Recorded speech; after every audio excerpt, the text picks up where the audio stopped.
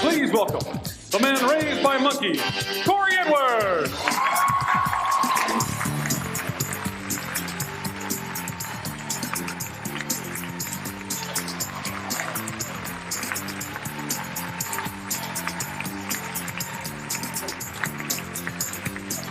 Thank you. Thank you, everyone, for showing up. So good to see you all here. Comedians never know what they're going to get. Big crowds, small crowds. This is very exciting. The energy is electric. Ooh, it's like static all over my clothes. But this is get to know you time. My name is Cory, and that's kind of an unusual name. I know it's weird when you run into somebody who has the same name as you. Have you ever been to somebody's house and their dog has the same name as you? Because I have. Went to somebody's house, they had a dog named Cory. That is true. And yes, it's humiliating, but also a little confusing, because all night long, you're not quite sure who they're talking to. You'll just hear stuff like, Cory, get off the couch. And I'm like,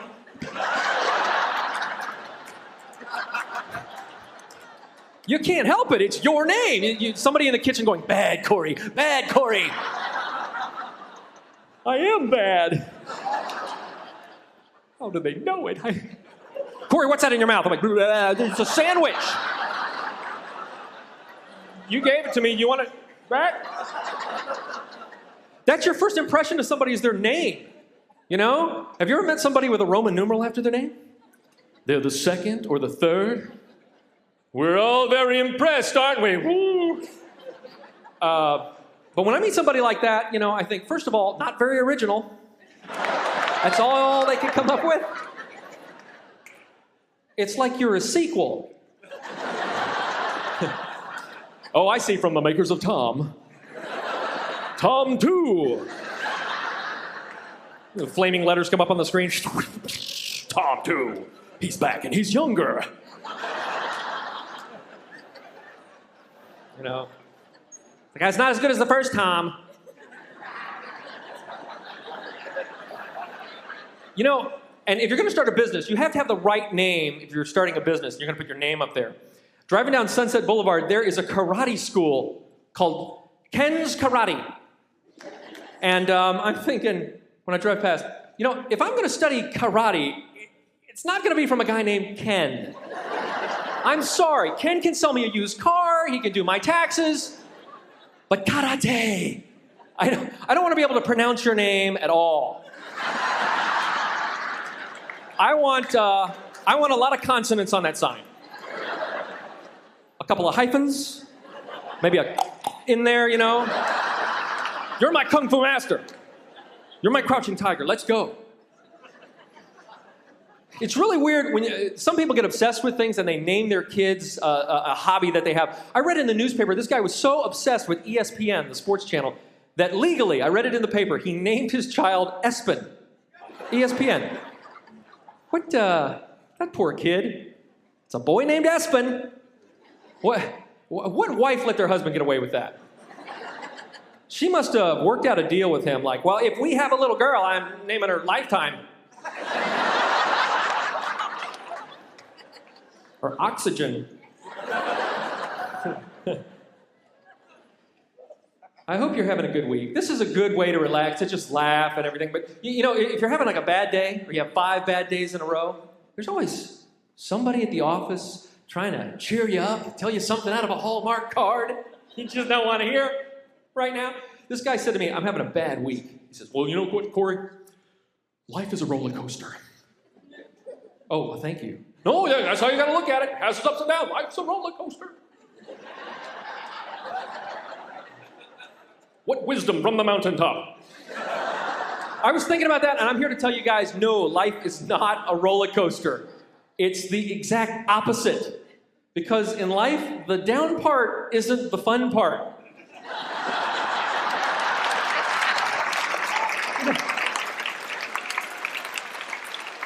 Because, you know, when you're up here, things are great. Things are great. And then all of a sudden, something goes wrong. It's like the domino effect. Something else goes wrong, and something else goes wrong, and it's all downhill from there. This isn't the part of your life where you go, whee!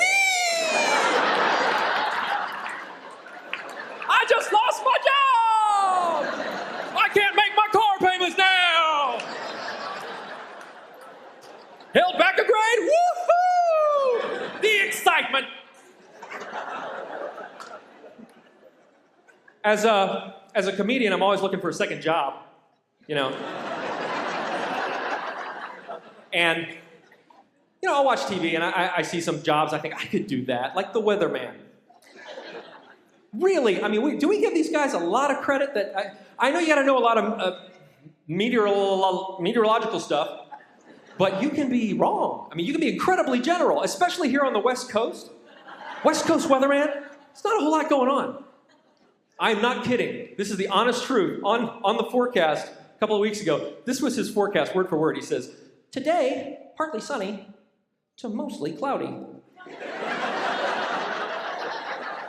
Back to you. What do you mean, back to you? That's it? He just threw some suns and clouds on a map, he's done. That's his day. What other job can you be that general with? Can you call up your boss and go, yeah, I'll be in between 8 and noon, depending on sleepiness.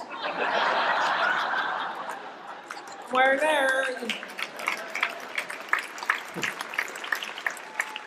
And, and when I get there, I'll be partly working to mostly goofing off, so.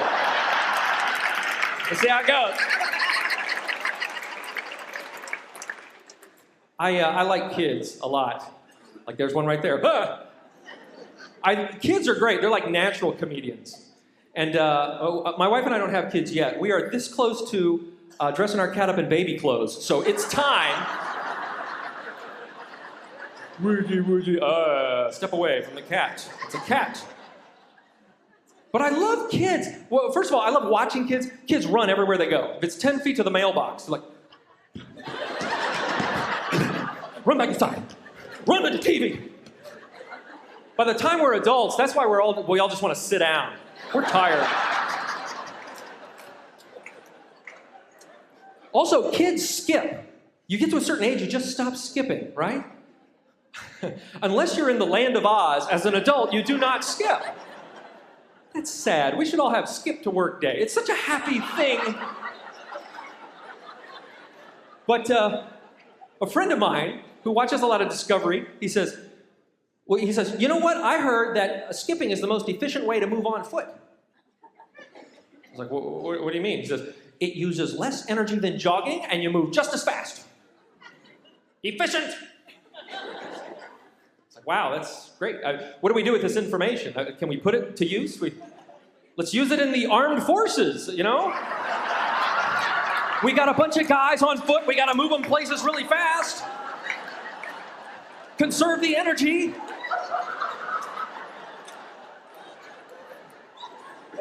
Can you see that? Man, the sun is going down. We've got to get back to base camp. We've only got an hour. I think you know what that means.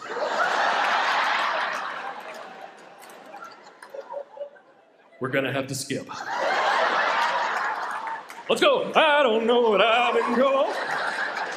100 guys in green.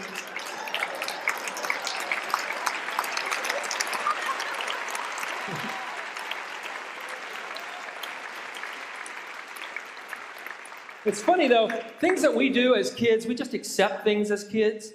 You know, but I think back on the things that we did as kids, the songs we sang like around the campfire. I mean, nobody knew what Kumbaya meant until we were like 20 years old. Then there's that one song, Jimmy cracked corn and I don't care, Jimmy cracked corn and I don't care. I'm an adult now, I still don't know what's going on in that song. I don't even know what that song is about. But I do know this, people. Hey, someone's not being very supportive of Jimmy, are they?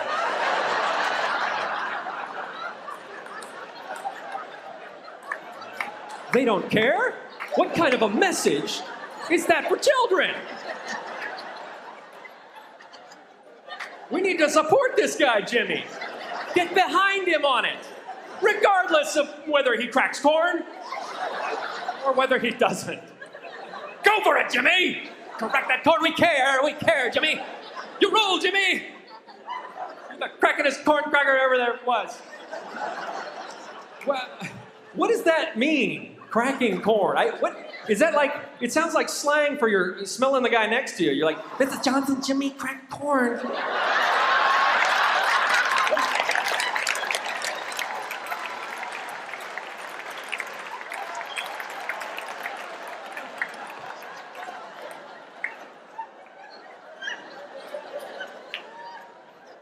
I don't care. We'll open a window and I don't care. We'll open...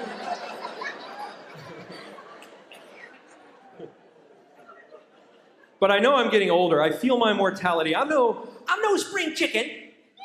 You know, I know that I'm getting older, and you know, the people around me, my relatives, I see that they're getting older. They're not the people they used to be. And it's kind of, the telling signs are when you start to lose your hearing. You know, when your grandparents lose their hearing, it's kind of like, oh, they're getting older. But it does take all the sweetness out of phone conversations. Our grandma is really losing her hearing, and you can't really have a sweet conversation. You're like, okay, Grandma, I have to go. Go. Sweet dreams, Grandma. Sweet dream. No. Dreams. Sweet. No. Sweet. Sweet dreams. No. Listen. Sweet dreams. I love you. Bye. I hope she got the message. You ask any really old person what their goal is, and it's just to make it to 100. Wouldn't that be great? If I could just make it to 100. Because that is really a great thing. When somebody hits 100, they get their picture in the paper. It's like you've gone platinum, right? You are in the triple digits, people.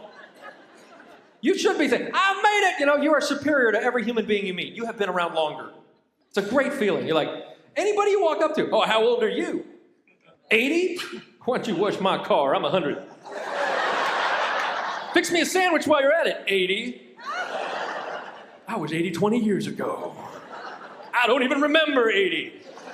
Decades ago. Who's the man? What's my name? But at 100, you'd be like, seriously, what's my name? Who is the man? Wait. That's me. I know I'm getting older because I do less crazy things. You know, like there was a time where I would parachute. Yeah, let's go parachuting. And now it's like bungee jumping. I see bungee jumping. I see a guy on a crane with the elastic thing. And I know it's safe, but God forbid something were to go wrong. I'm thinking, that is the stupidest way I could possibly die. Isn't it? I just don't want to risk going out like that. You know? Your obituary says died while bungee jumping. That's like a circus clown way to die. I just don't want to risk it. And then I picture myself up in heaven with all the martyrs and the saints and people who have given their lives in wars and died for causes. People who have given their lives to their families. Sacrifice. And then here's me, waiting in line. And my son, how did you die? Tied a rubber band around my ankles and jumped off a bridge.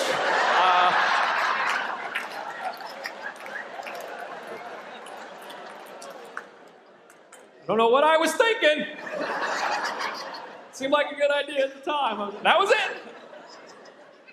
I'm embarrassed for all of eternity, walking the streets of gold, you know. Yeah, I'm the bungee boy, yeah. It was funny the first 1,000 years, thanks, yeah. I'm sure everybody in here's got a phone. A teeny tiny phone, right? Every phone we get gets smaller. It's the law. The phones have to get smaller and smaller. Can we just tell the phone companies, we're done. The phones are small enough. We don't, stop. Like, hello, what? Yes? What? Hang on. This is the size of my head. Here's a good size for a phone. What do you say? Like, I don't need a phone. I'm in jeopardy of swallowing. I thought it was a Tylenol. Turns out it was my phone. It's on vibrate. Call me. Wait a minute. My abs are getting tighter. Call me again. Yeah. I'm like Bruce Lee now. And then sometimes you don't even see the phone. Hands-free, right? The wire right up in the ear. Please, I'm here as a public service announcement. Stop wearing those in public. They're for the car. Quit freaking the rest of us out. You know?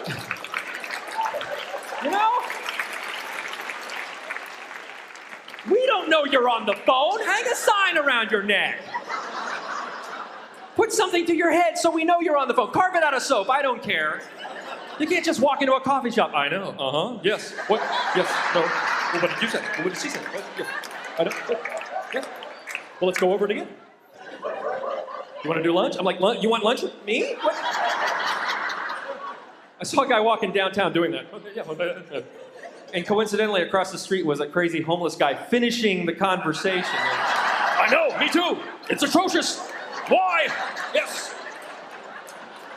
My dog is the devil.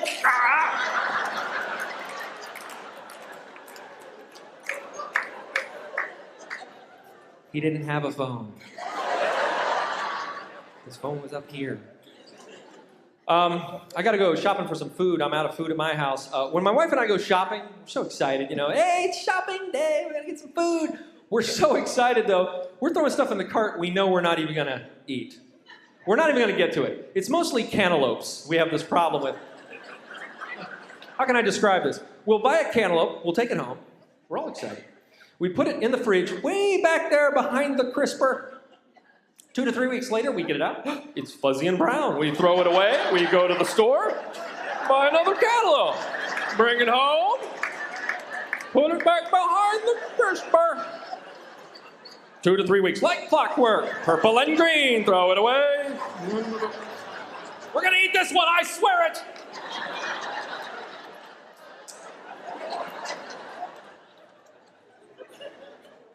We don't even keep clocks or calendars at our house anymore. We just tell time by cantaloupes. We haven't been to Disneyland in 18 cantaloupes. Let's go. I'm thinking of getting like a little cantaloupe watch. It's brown, I have a meeting.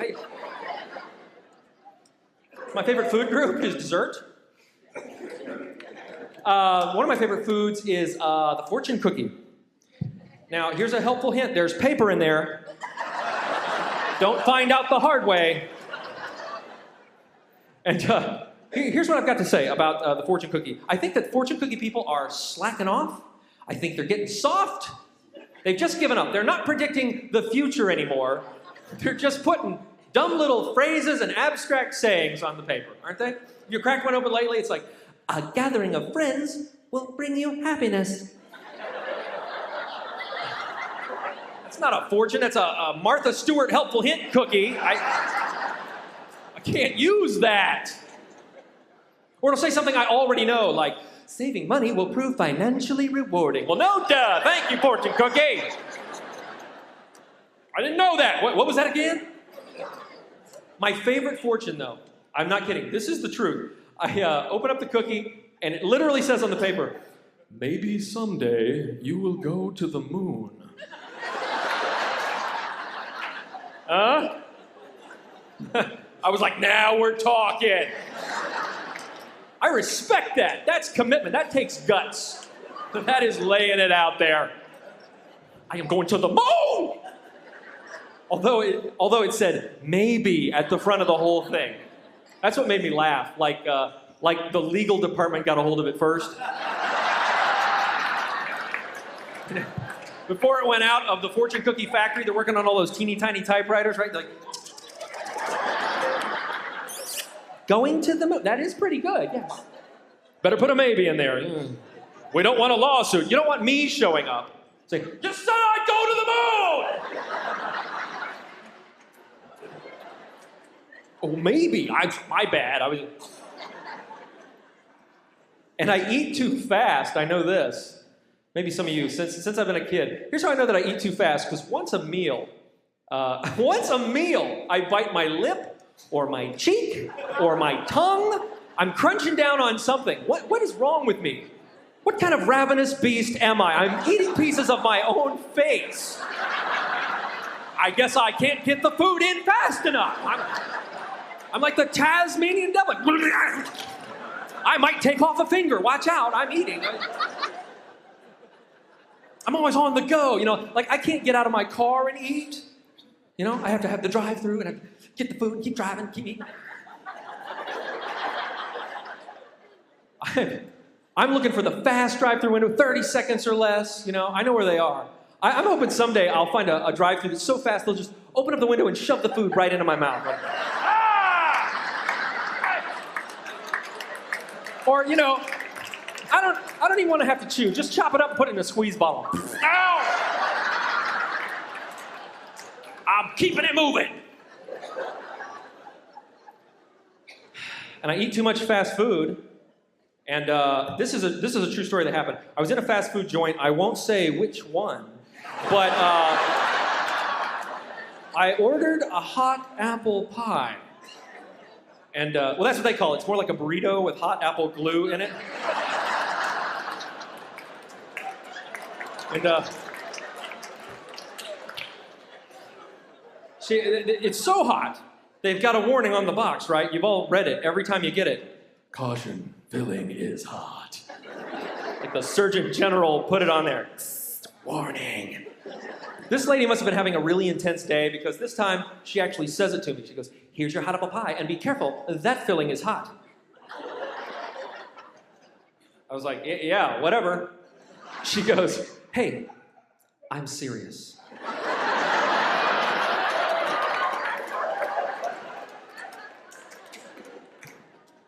was like, thanks for the warning, sister. Should I just come back in a couple of hours? Do you have some Mick tongs I can pick this up with? This lethal hot lava? Some flame retardant Mick gloves?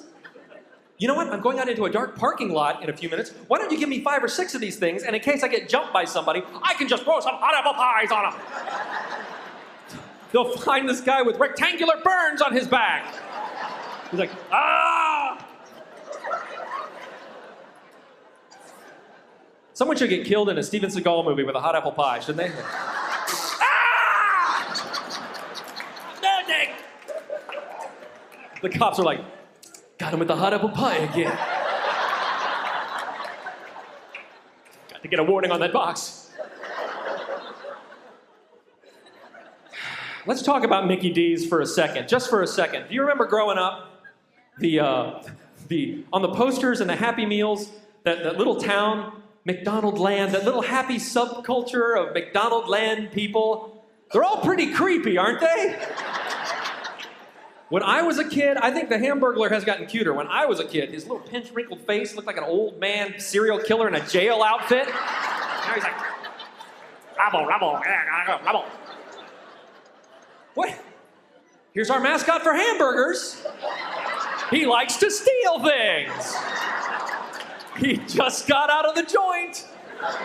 He's still got the uniform on. Have a hamburger. Mayor McCheese. Who is not disturbed by Mayor McCheese's immense head? See that coming up the road at you? With goggle eyes. That's creepy. What kind of back and neck problems does that guy have? He can't run a town like that. He's like, I'm the mayor! Like, snap! And Grimace? What the heck is Grimace? What is he? What food does he represent? He's like this purple, gelatinous, boneless blob. He looks like Jabba the Hutt's goofy younger brother. He's like, what's up, Jabba? Can I have some of your french fries? I can't pick them up.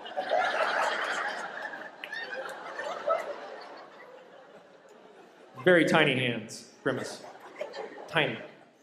A lot of my friends have gotten engaged recently. I've been married for a while, and I love marriage. And when I look back and see people getting engaged, special time. But I think about it, and it's not really equal to the guy, is it? When the woman gets engaged, she gets a diamond ring to walk around with.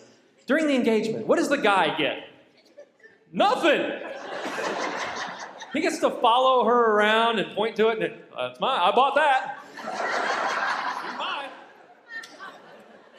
We need to start some kind of tradition for the guys, like let him pin the receipt to his lapel for 6 months or something.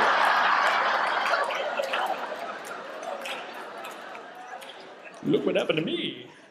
All his guy friends gather around. You gotta see it. It's the biggest receipt, Charlie. Come here. That's nice. What is that? Triplicate? What? And when your sister gets married, typically she gets a different last name. And that is really weird for me. I could not get used to it. My sister did Cory Edwards her entire life. And then she goes and marries this guy named Tim Hooten. He's a great guy, but you know, it's like now all of a sudden I gotta learn a new name. Her name is Katie Hooten. My sister is Katie Hooten. Katie Hooten. Katie Hooten. Katie Hooten. It's the cutest name in the world. It's a Saturday morning cartoon character. Katie Hooten from Pokemon.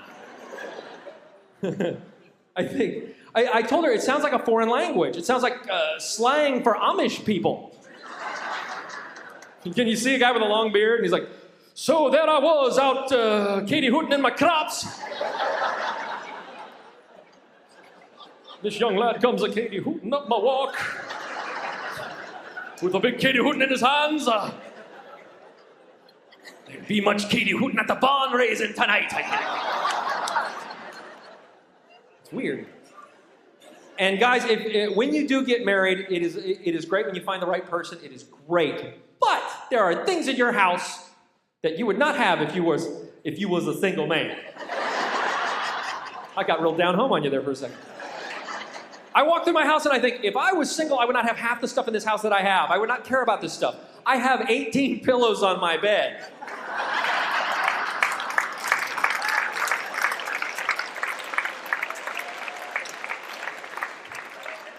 I don't sleep with any of them. We just take them down every night. We go to sleep, wake up the next morning. See you tonight.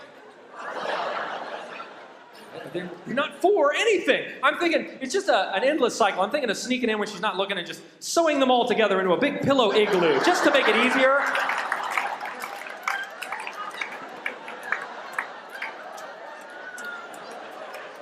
The cat can sleep in that at night. Sleep in the pillow igloo, kitty. And because I'm the man of the house, I'm Mr. Fix-It all of a sudden. I didn't take that class. I don't get that newsletter. But I'm the guy that, okay, well, I'll learn how to do it. I end up at Home Depot for hours. I just get lost in there. It's a time sucker. You just walk around the 800 aisles. I don't know where I am. I don't know. I haven't figured out the organization yet. I'm just looking for the two guys with the orange vests. That's all. All right. Journal, day 5. Still looking for orange vest.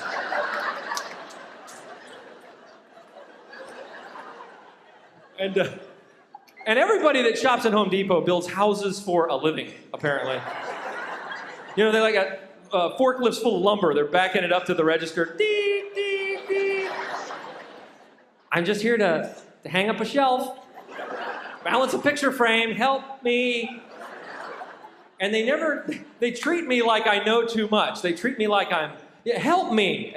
Treat me like the bozo that I am. They just give me short answers and walk away. Doesn't help. I'm like, I finally find the guy in the orange vest. And I'm like, yeah, I'm looking for number 8 screws. And the guy says to me, well, those would be in hardware. Hey, you know what, mister? This whole store is a hardware store.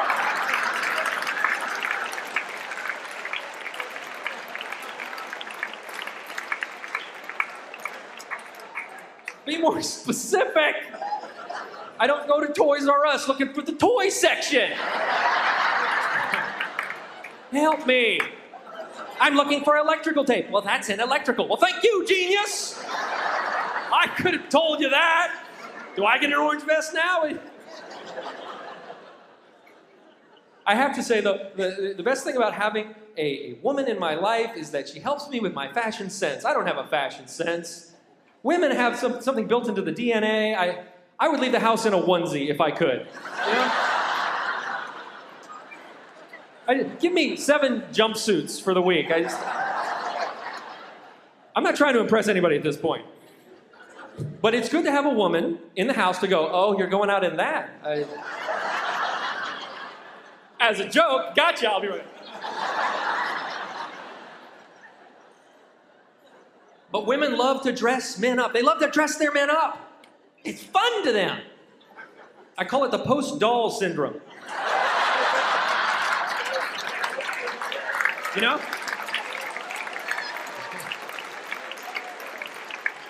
They used to have dolls, now they got us. Put this shirt on with these shoes, walk around. have got to get that for you. That is precious. I'm just following along, just going in and out of that little room in my socked feet, you know, like, try this one on. You know. They're my clothes, and I don't care. Shopping for clothes is the most boring thing in the world to me. 5 minutes into shopping for clothes, I'm like that kid in the mall. I turned into 6 years old. You know, see a kid that's just done shopping? He's like, I don't have it. I don't have it. Go. Like they're dying. But I respect that about kids. They don't care. They can be in the bank, in the church, in the mall. If they're tired and they're done, that's it. They're like, oh, I can't take this. I'm out. I'm done.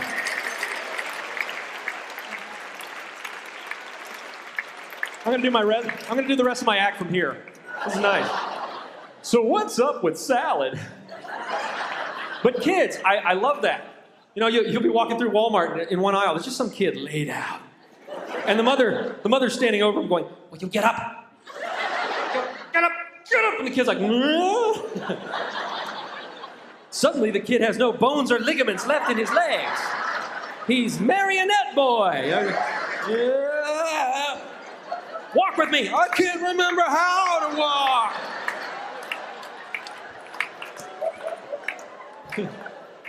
Some moms will just end up dragging them. They're like, I wish I could do that, you know? I'm an adult now. I can't do that. I have to be grown up. The other thing I wish I could do when I am done shopping and I've just had it is do what other kids do, you know? They go hide in that island of pants.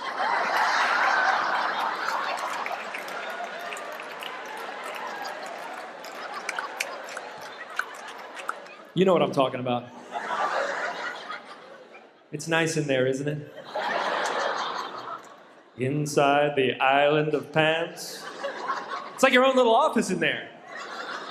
It's quiet, no one can see you, you got denim curtains all around you. You have to be careful because they will be occupied. Like, shh, occupied, sorry. I'll try the corduroys down here. The thing I have found out about shopping with women is women have different sizes than men. A whole different system. Different shoe sizes, different pant sizes, it's all different. I know this because, like, my wife wears a size 8 jacket, and I wear a size 44. That's a big difference. Does it have to be that big? What am I, the Jolly Green Giant? I'm out knocking over buildings looking for a jacket. Ah! Oh, let me see jacket. Ah! If I go shopping for a jacket for my wife with my frame of reference, I'm bringing home something we can cover the car with at night. Something we can go camping in. Happy birthday!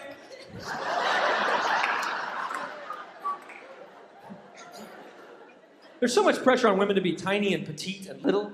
You hear them talking about it at parties. Did you see her? She lost a lot of weight. She's so tiny now. She's teeny tiny. Look how teeny weeny she is. She's this tall. There she goes. She's like a leprechaun now. She could sleep in a shoebox. I hate her. A friend of mine, he has a very petite wife, told me she is a size 0. I hadn't heard that before. She's a what? That's not a size, that's the absence of anything. Is she visible? What?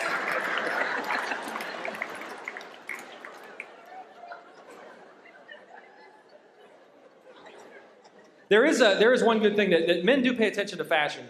Throughout all the great battles in history, what you wear to the battlefield determines who's going to win the war. You look throughout history, fashion wins the war. Doesn't that sound manly? Fashion wins the war. But I was watching an old Davy Crockett movie on cable, so I've done my research. And Davy and his boys are fighting the French, and I can tell who's going to win. Because, you know, here's Davy and his guys, and they're like in fur-skin hats and bear-skin coats and earth tones and moccasins. They're invisible, leaves and twigs in their hair. They're like ninja buccaneers, you know? And then here comes the French in straight lines. in marching band uniforms. They've got like the big blue jacket with the brass buttons down the front and the big stovepipe hat with a big white feather on the front. And I'm not kidding, in the movie, they have a bullseye painted on the top of the hat. Some circular design just to help you out, I guess. Shoot me here. This is where my brain is. This will kill me. Oh, wait, they're French, so shoot me here. This is where my brain is. And if that does not work, look for the white X on my chest.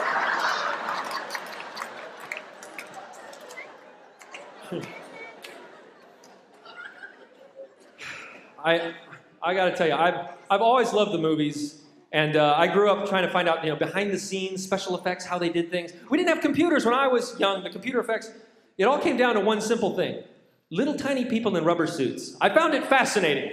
A monster would unzip, and 5 little guys would come out. Okay, lunch break. I thought that was great. There was a little tiny person in E.T., a little tiny person in R2-D2, except for Yoda. I know who was in there. It was Grover from Sesame Street. Even as a kid, I knew same voice. That's just Grover in a rubber suit. Oh, yes, come young Luke. It's the same guy. I expected any moment for him to be training Luke and say, and now, today, before we learn about the Force, we will learn about near, far, near, far. ABC. That was a perfect combination. Star Wars and the Muppets together. That was my perfect world. I wanted other Muppets to be walking around on the planets in Star Wars. Hey, Bird. Today's planet is brought to you by the letter B. Bird. I also learned that Yoda is like 2 degrees off from Scooby-Doo. You can go from Yoda to Scooby-Doo in a second. Like his training session, suddenly Yoda could just become, when I was imitating him as a kid, I was like, yeah, you could just, well, today, before we begin our training, we will eat this gigantic sandwich and box of Scooby snacks.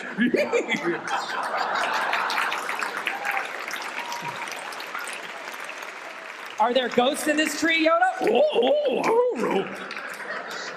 Like the new Star Wars movies, it shouldn't be Luke or Anakin, it should be Jedi Shaggy, Like Run Yoda hits the Phantom Menace. I do love the movies. And let me ask you this. Who here loves The Lord of the Rings? Me too. Yes. They're great movies, and I read half of one of the books when I grew up. They're long. It's a long book. 3 long books. Very thick. But I got to thinking. I was thinking, now, come on here. This whole world of people is fighting over this thing of power. It's a ring. They're all fighting over a ring. Billions of people killing each other over a ring. It's a fashion accessory. It's very small. It could have been anything. It could have been some earrings, a pair of socks. They put the power in this tiny little thing. I thought, my mind was going, I thought, what if it was a little pair of shorts? So I did a little research, and I took some excerpts from the book and the screenplay, Lord of the Rings, and I replaced the word rings with shorts. Or pair of shorts wherever applicable. So pretend I'm Kate Blanchett. And just listen to how this would have been a totally different adventure. Some of the recitations from this story. 9 shorts were given to the kings of men. The evil Lord Sauron crafted a master pair of shorts, into which he poured all of his malice and hatred for mankind. The shorts came to the creature Gollum. For over 500 years they poisoned his mind as he wore them. My precious.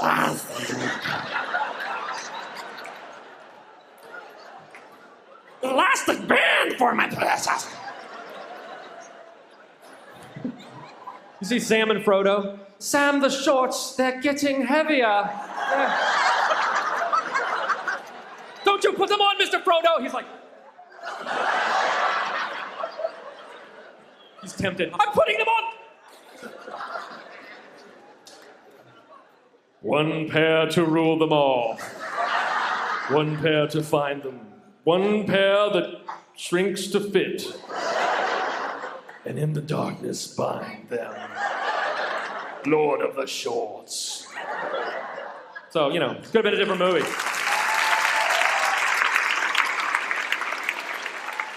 I have to say this. I'm always very inspired when I see a big crowd of happy faces and I think, where are we all going? Well, there's a million stories here, you know, what are the goals and dreams of you people out there? And I just want to say, keep going, you know, because who knows where all of us will go, you know? Who knows what we will achieve? One person out here could discover a new invention no one has ever discovered before. Somebody right here in this room, you know? Somebody could go someplace no one has ever been and plant a flag somewhere far away we've never seen before. And if that is you, my friend, don't say anything stupid when you do it, because it'll go down in the history books, you know? CNN will be there, the cameras, and you've got to say the right thing, because we'll all remember it forever. So prepare for that great moment. If you're thinking, that's going to be me, prepare. You know, like the first man on the moon, Neil Armstrong, he was doing a big thing, stepping on the moon, the whole world was watching, he had the right words to say, right? He was like, that's one small step for man, one giant leap for mankind. Right? I don't know if he had writers or if he was working on that on the way up. He was like, oh, we're almost there. Okay, one big leap for me. I took a leap, you take a leap. Leap on, world. But he had the right thing to say. He'd been planning his whole life. I'm going to do it, and I'm going to have the right words. I'm going to do it. Thank goodness we didn't just send some random bozo up there onto the moon. You know, just one of us who hasn't prepared. You know, he steps off onto the moon, says the first thing off the top of his head. This is so cool. I can't feel my legs. Well, that's history. Decades of school children are memorizing this. It's on the side of government buildings and libraries now, etched in marble. This is so cool, I can't feel my legs. And so it is written, words for our times. That's why I'm still working on my dreams. I want to be the first person somewhere just to freak out the history books for generations to come. Just step off and say something that makes no sense. Just funky cold Medina. Ooh, let the dogs out. My fortune cookie was right, I guess.